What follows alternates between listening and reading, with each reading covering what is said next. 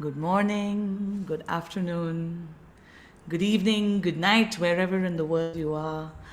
Um, Welcome to the Daily Antidote of Song, brought to you by the good folk at Carpe Diem Arts.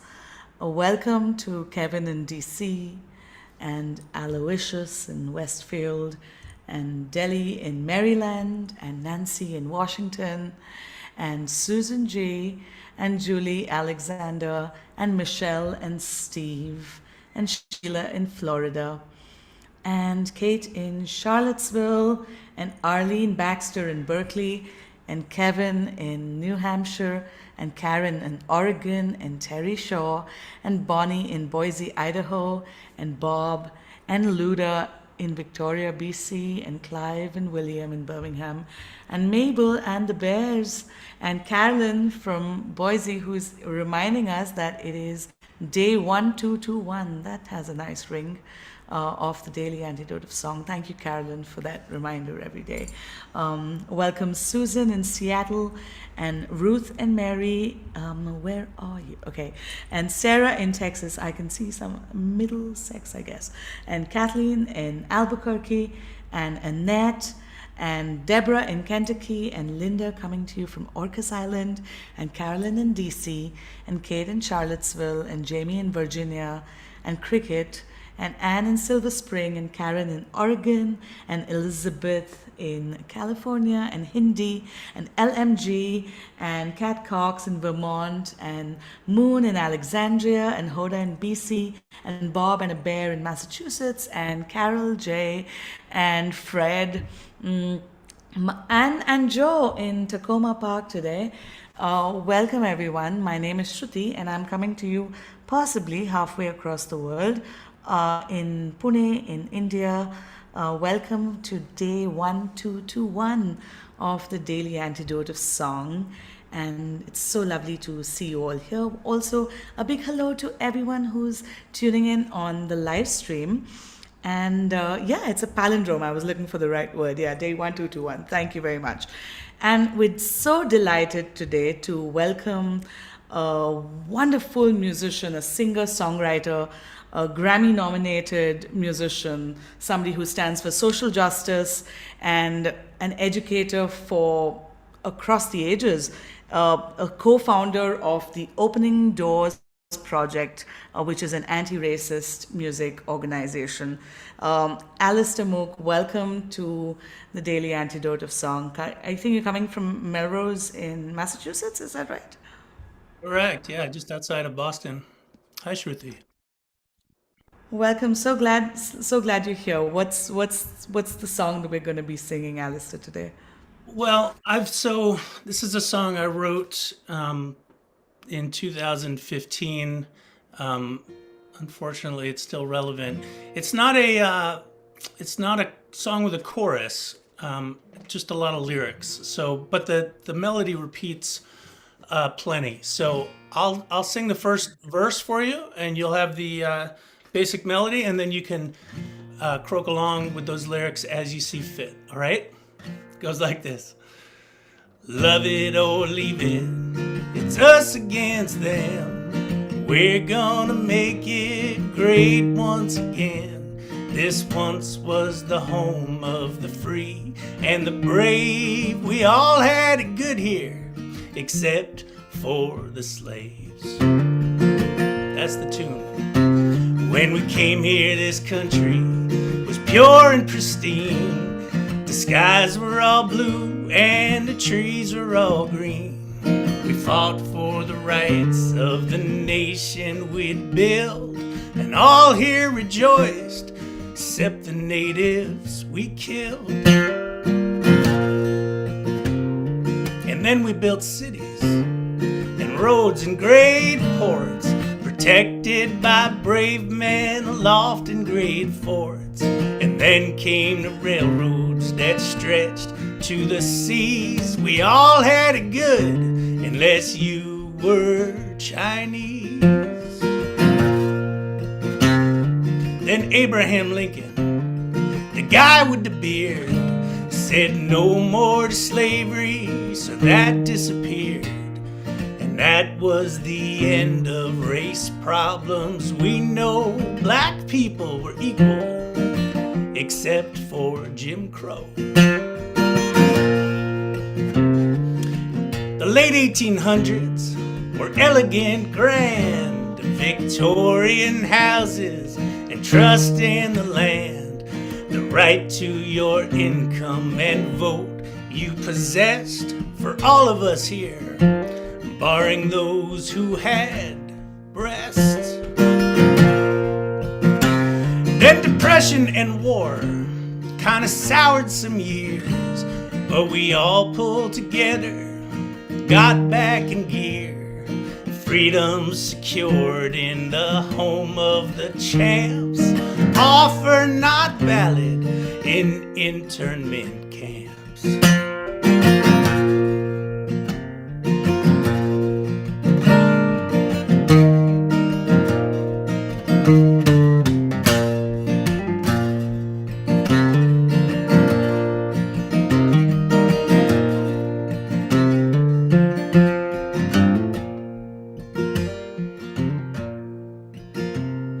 The 50s, that's when things really improved. The GI Bill and your mortgage approved. Employment was high and the future was bright for everyone, all of us, if you were white. And that's what we mean by be great again. Let's get ourselves back to where we were when freedom, prosperity, peace all prevailed for the Caucasian, Christian, straight, middle-class male. Love it or leave it, it's us against them. We're gonna make it great once again.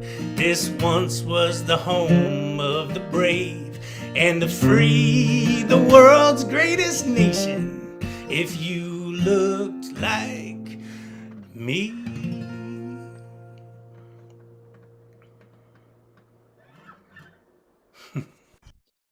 Oh my goodness. I was saying to JoJo ahead of time that at one point we were all doing this constantly, and I haven't done it now for quite a while online. I forgot what a show it is. But it's great to be here with all of you. Well, thank you, Alastair, for sharing that song, and it feels like I have goosebumps. Like it is so sadly relevant, and I know you've written it in the context of the United States, but even here, halfway across the world, it is very, very sadly relevant. I wonder if you might want to speak about a little more about this song and where what your process was and what your thinking was behind it. Sure. Well, I mean, it's a song. It's a song about American history, right? And of course, it was inspired by the campaign of a certain guy. But the basic tenets of it go back to the beginning of our country, and that's what I was thinking about. This strain of American nationalism, jingoism, otherness, right, goes back to the very beginning. It's what our country is founded on. So I wanted to tie this current iteration of it back to the origins of where it comes from and why it's been so resonant through the years. I've learned a lot myself over these last 7 years or so, 8 years since I wrote it, about the nature of allyship and the complexities of it. And I still, I have my own wonders about how the song grows. I feel in some ways like it's sort of allyship 101, but there's a level of nuance and commitment that goes much deeper than that. And for me, these last few years have been a journey of kind of digging in and learning. And part of that has been with the guy who brought me on this show in the first place a couple years ago, Reggie Harris. And Reggie Harris and I've been bringing a program called Race and Song to clubs and schools, especially universities and little kids too, all around the country. And we use music to have conversations about race and American history. Um, Fantastic. so in some ways, I feel like this is an old song for me, but in other ways, unfortunately, it continues to be very, very relevant. I see somebody asking, how is Reggie? He is on his way up. He's home and he's on his way up, and that's all any of us can hope for. So we're grateful. Yeah, sending Reggie some love, and thank you for the song. And I wonder if you want to speak a little more about your Opening Doors project and what you all have been doing, because it seems to me that you all are doing some wonderful, really critical work in these times. Thanks, Shruti. Well, it all really started with that program with Reggie, or maybe going back a step. Part of my work is in the world of family music and children's music, and um, I got involved the year of 2020 after George Floyd was killed with a new group in that world called Family Music Forward. There were, I think, 13 of us that founded it together. Um, and we started talking about the nature of that specific genre. And like most of these things, that's just the lens, right? Because the same problems you find in one genre happen over and over again. It was all very familiar to what I've witnessed in folk music. Um, and we started to push gently and then sometimes not as gently in that world.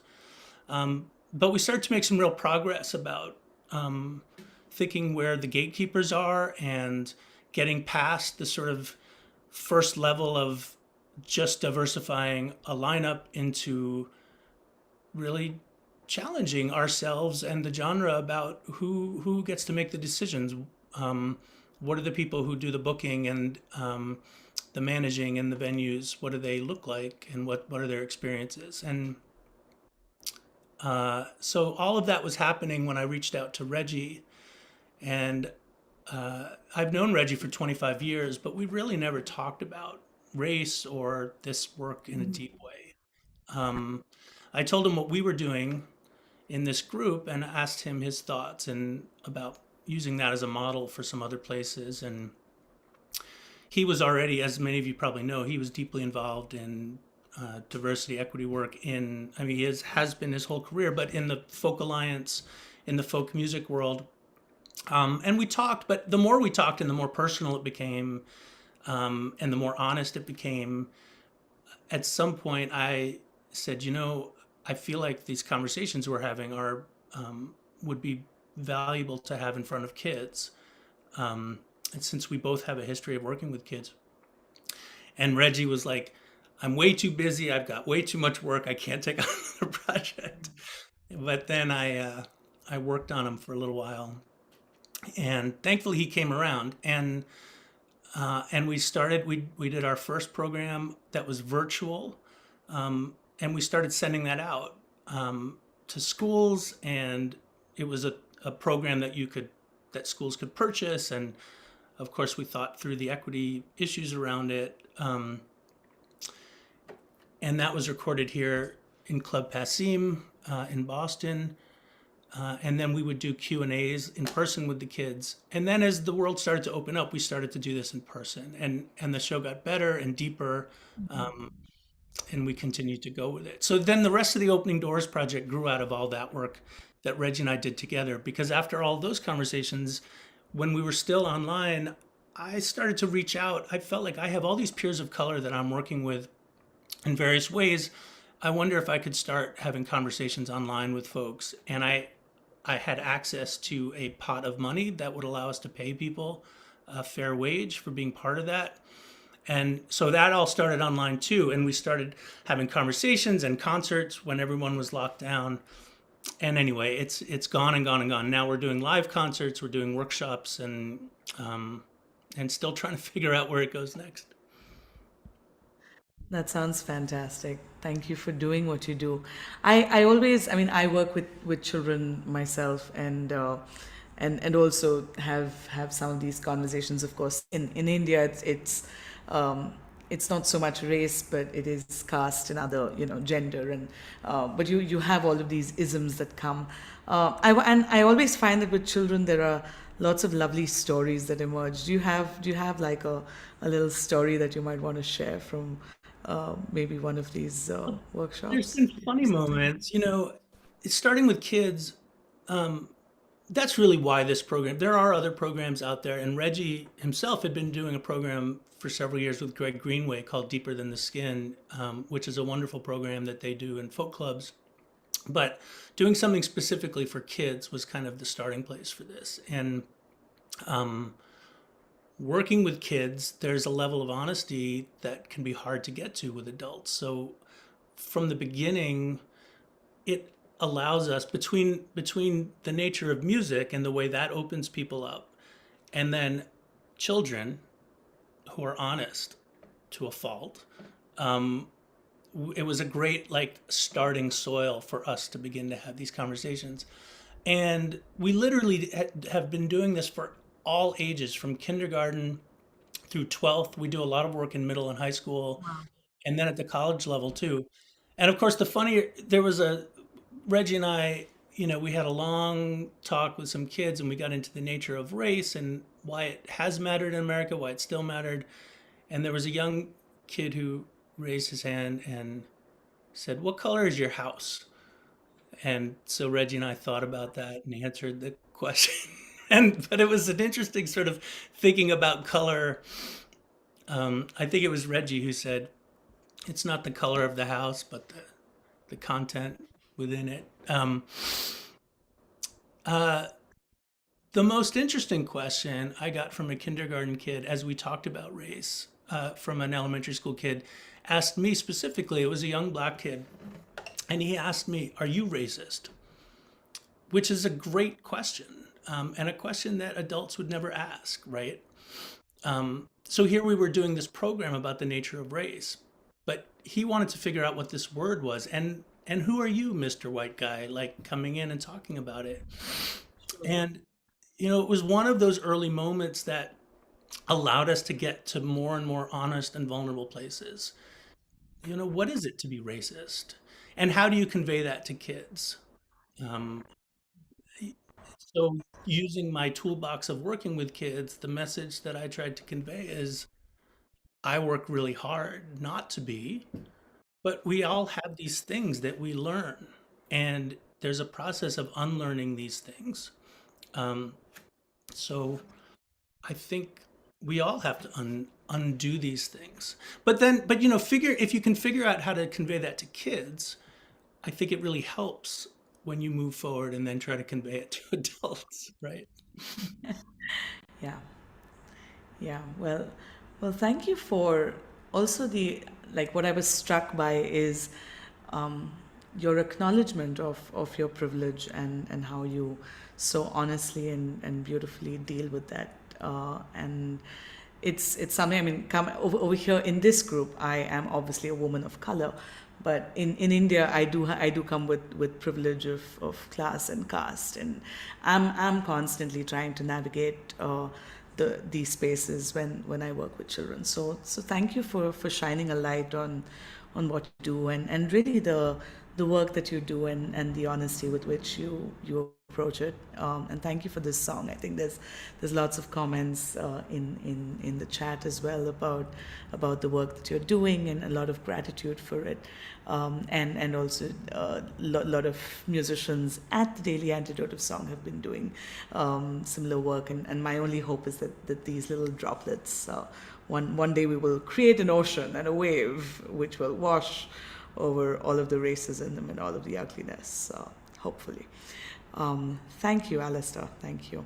I wonder if you might want to take us through the song again, or if you have anything to share before you might want to take us through the song again. Sure. Yeah. Let's sing it through. I'm struck, and thank you, Shruti, for putting it in the context of class.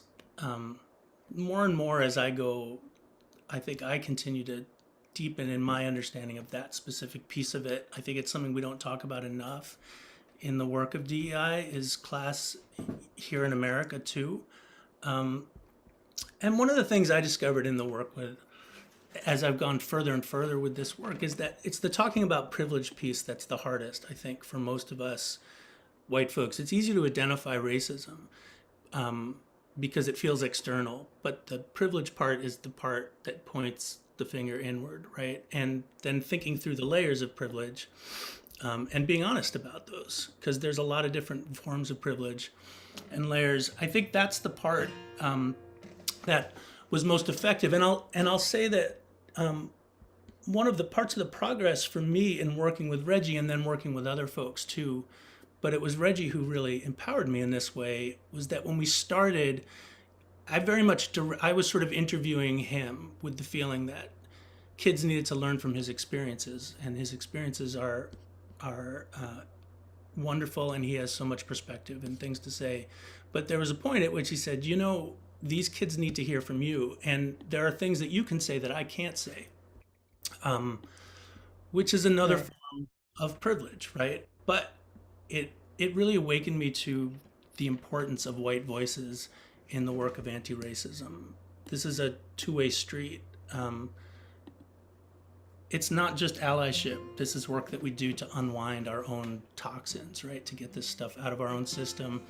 And white voices need to be part of the conversation, but we can't sort of get there until we've already done some work of figuring out our own selves and being honest with ourselves. I think I'm continuing to be part, that progress is something I'm still invested in. Anyway, going back 8 years, here's my song, and now you all have the tune. Here we go. Love it or leave it, it's us against them. We're gonna make it great once again. This once was the home of the free and the brave. We all had it good here, except for the slaves. When we came here, this country was pure and pristine. The skies were all blue and the trees were all green. We fought for the rights of the nation we'd build, and all here rejoiced, except the natives we killed. And then we built cities and roads and great ports, protected by brave men aloft in great forts. And then came the railroads that stretched to the seas. We all had it good, unless you were Chinese. Then Abraham Lincoln, the guy with the beard, said no more to slavery, so that disappeared. And that was the end of race problems. We know black people were equal, except for Jim Crow. Now the late 1800s were elegant, grand, Victorian houses, trust in the land, the right to your income and vote you possessed for all of us here, barring those who had breasts. The late 1800s were elegant, grand, Victorian houses, trust in the land, the right to your income and vote. Oh no, I did that one before. Let's do the next one. Then depression and war kind of soured some years, but we all pulled together, got back in gear. Freedom secured in the home of the champs, offer not valid in internment camps. The 50s, that's when things really improved. The GI Bill and your mortgage approved. Employment was high and the future was bright for everyone, all of us, if you were white. And that's what we mean by be great again. Let's get ourselves back to where we were when freedom, prosperity, peace all prevailed for the Caucasian, Christian, straight, middle-class male. Love it or leave it, it's us against them. We're gonna make it great once again. This once was the home of the brave and the free, the world's greatest nation. If you looked like me. Thank Oh you, my everybody. goodness. Thank you, Shruti, Wow. so much, and all of you at Daily Antidote. So nice to be here. Let's give it up for Alastair Moock, everyone, coming to you from Melrose, Massachusetts. Thank you so much for your song. Thank you so much for the work that you do in the universe. And we loved singing with you and just sharing these perspectives with you on the Daily Antidote of Songs. Everyone, just give it up for Alastair once more. Send Alastair some love. And thank you for being here. A big, big, big hug to Susan Miller in Seattle. Happy 80th to you, Susan. And if anyone would like to stay and wish after, we will once we've all said our goodbyes, please stay on and we can do some singing and some wishing for Susan. But have a glorious, glorious, wonderful year ahead. What a milestone, and thank you for choosing to celebrate it here with us at the Daily Antidote. And thank you to Kevin in DC, and thank you, Kevin, for your flute and your music and your presence. Thank you, Nancy and the cow in Washington. Thank you, Susan G. Thank you, Michelle and Steve. Thank you, Sheila in Florida. Thank you, Arlene in Berkeley. Thank you, Bonnie in Boise, Idaho. Goodbye to Bob. Thank you for being here. Thank you, Luda in Victoria, BC. Thank you, Caroline. And thank you, Ruth and Mary.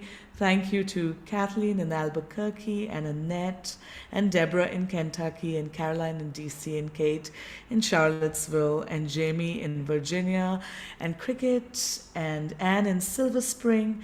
And Kathy, thank you for reminding us on the lands we stand, Kathy, from the stolen Arapaho lands. Thank you, Kat Cox in Vermont, and thanks to Fred in Silver Spring, and Linda on Orcas Island, and Martha Wagner, and Trish, who's visiting in the UK right now, and Mabel and a Bear in Massachusetts, and Jamie Dundas in Victoria, and Aloysius in Westfield, and Clive and William, and Gary and Jane, Texas May, and LMG, and Karen in Oregon, and Hindi.